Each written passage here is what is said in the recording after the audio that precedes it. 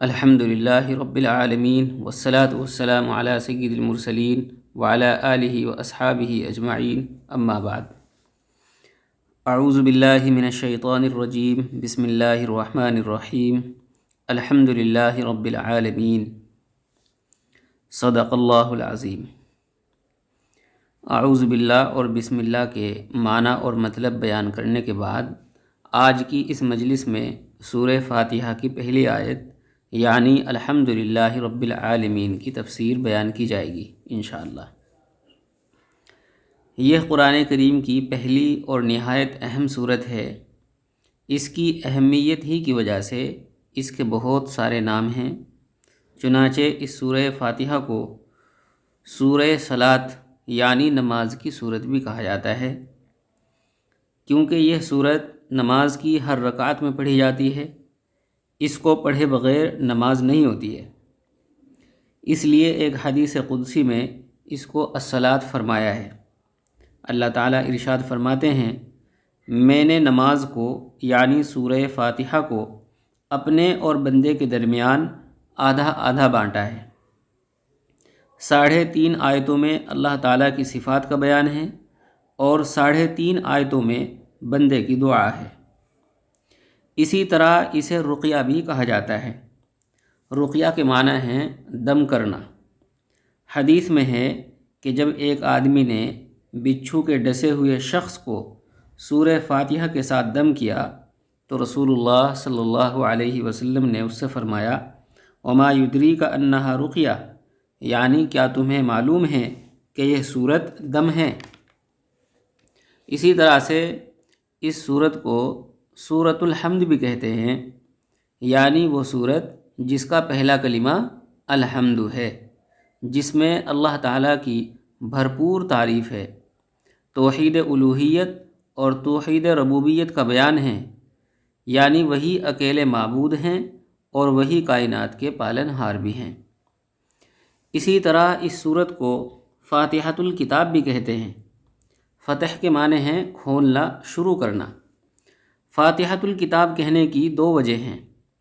ایک، یہ صورت قرآن کریم میں سب سے پہلے لکھی گئی ہے، اور دوسری یہ کہ نماز میں قرات اسی صورت سے شروع کی جاتی ہے، اسی لیے اس کو کسی پارے میں شامل نہیں کیا گیا۔ پہلا پارہ الف لام میم یعنی سورہ بقرہ سے شروع ہوتا ہے۔ اگر فاتحہ کو پہلے پارے میں شامل کرتے تو وہ اسی کا پیش لفظ ہوتا، حالانکہ سورہ فاتحہ پورے قرآن کریم کا مقدمہ ہے۔ ایسے ہی اسے ام الکتاب بھی کہتے ہیں، یعنی قرآن کی اصل۔ اس صورت میں پورے قرآن کے مضامین کا خلاصہ آ گیا ہے۔ اسی نام کے جیسا اس کا ایک نام ام القرآن بھی ہے۔ اسی طرح اس صورت کے نام الشفاء، الکافی، الوافی بھی ہیں۔ اس کے علاوہ المثانی، القرآن العظیم، الاساس بھی ہیں۔ بہرحال سورہ فاتحہ کے ناموں کی کثرت اس کی اہمیت پر دلالت کرتی ہے۔ اس کے علاوہ احادیث میں اس کے اور بھی فضائل آئے ہیں، چنانچہ ایک حدیث میں آیا ہے کہ نبی صلی اللہ علیہ وسلم نے قسم کھا کر ارشاد فرمایا کہ سورہ فاتحہ جیسی صورت تورات، زبور، انجیل اور قرآن میں نازل نہیں کی گئی۔ یہی وہ بار بار پڑھی جانے والی 7 آیتیں ہیں اور قرآن عظیم ہے جو مجھے دیا گیا ہے۔ اسی طرح حدیث میں آیا ہے، ایک دن حضرت جبریل علیہ السلام نبی صلی اللہ علیہ وسلم کی خدمت میں حاضر تھے۔ اچانک آسمان سے ایک آواز آئی۔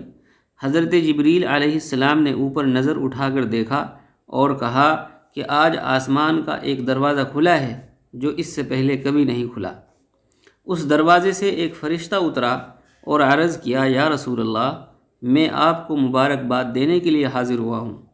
آپ کو 2 ایسے نور دیے گئے ہیں جو اس سے پہلے کسی نبی کو نہیں دیے گئے، ایک سورہ فاتحہ، دوسرے سورہ بقرہ کی آخری 2 آیتیں۔ آپ ان کو پڑھیں گے تو ان میں جو دعائیں ہیں وہ قبول ہوں گی۔ آپ صلی اللہ علیہ وسلم کا ارشاد ہے کہ سورہ فاتحہ موت کے علاوہ ہر بیماری کے لیے شفا ہے، اور آپ نے یہ بھی فرمایا ہے کہ سورہ فاتحہ 2/3 قرآن کے برابر ہے، اور یہ بھی فرمایا ہے کہ بیماری کے لیے اس سورت کو پڑھ کر دم کرنا چاہیے۔ بہرحال سورہ فاتحہ کی پہلی آیت ہے الحمدللہ رب العالمین۔ الحمدللہ میں جو الف لام ہے یہ استغراق کے لیے ہے، یعنی تمام تعریفیں اللہ تعالیٰ کے لیے ثابت ہیں، تمام تعریفیں اللہ تعالیٰ کے لیے خاص ہیں۔ حمد کی تمام انواع و اقسام صرف اللہ تعالیٰ ہی کے لیے ہیں، جیسا کہ حدیث میں آیا ہے اللہم لک الحمد کلہ ولک الملک کلہ وبیدک الخیر کلہ الیک یرجع الامر کلہ، یعنی اے اللہ تمام تعریفیں تیرے ہی لیے ہیں، تمام بادشاہتیں تیرے ہی لیے ہیں، تمام بھلائیاں تیرے ہی ہاتھ میں ہیں، اور تمام امور تیری ہی طرف لوٹائے جاتے ہیں۔ تو یہ ہے الحمدللہ کا معنی، تمام تعریفیں اللہ تبارک و تعالیٰ کے لیے ثابت ہیں، تمام تعریفیں اللہ تبارک و تعالیٰ ہی کے لیے خاص ہیں۔ دوسرا اس میں لفظ ہے رب۔ رب کے معنی ہیں مالک، متصرف، سردار وغیرہ۔ ان سب معنی کے اعتبار سے اس لفظ کا اطلاق اللہ تعالیٰ کے لیے صحیح ہے۔ غیر اللہ کے لیے رب کا لفظ اضافت کے ساتھ ہی استعمال ہو سکتا ہے، بغیر اضافت کے استعمال کرنا جائز نہیں ہے۔ مثلا یوں کہا جا سکتا ہے اللہ کے علاوہ کسی کو رب الدار کہ یہ گھر کا مالک ہے، یا رب المال کہ یہ مال کا مالک ہے، یا رب قضا فلاں چیز کا مالک ہے۔ بغیر اضافت کے رب کا لفظ صرف اللہ تعالیٰ ہی کے لیے استعمال ہوتا ہے، اسی لیے بعض علماء کہتے ہیں کہ رب ہی اسم اعظم ہے۔ تیسرا لفظ ہے العالمین۔ عالمین یہ عالم کی جمع ہے، اللہ تعالیٰ کے سوا ہر موجود چیز کو عالم کہتے ہیں۔ آسمانوں اور بر و بحر کی مخلوقات کی انواع و اقسام مختلف عالم ہیں۔ اسی طرح ایک زمانے اور ایک نسل کو بھی عالم کہا جاتا ہے، اور بعض علماء کہتے ہیں کہ عالم ہر اس چیز کو کہتے ہیں جس میں روح موجود ہو، اور بعض کہتے ہیں کہ مخلوقات میں سے ہر قسم ایک عالم ہے، اور بعض علماء کہتے ہیں کہ اللہ تعالیٰ نے دنیا و آخرت میں جو کچھ پیدا فرمایا ہے وہ سب عالم ہیں۔ یہ قول زیادہ مناسب ہے کہ اللہ تعالیٰ نے دنیا و آخرت میں جو کچھ پیدا فرمایا ہے وہ سب عالم ہیں۔ چنانچہ مشہور مفسر امام قرطبی کہتے ہیں کہ یہی قول صحیح ہے، کیونکہ یہ سب عالموں کو شامل ہے۔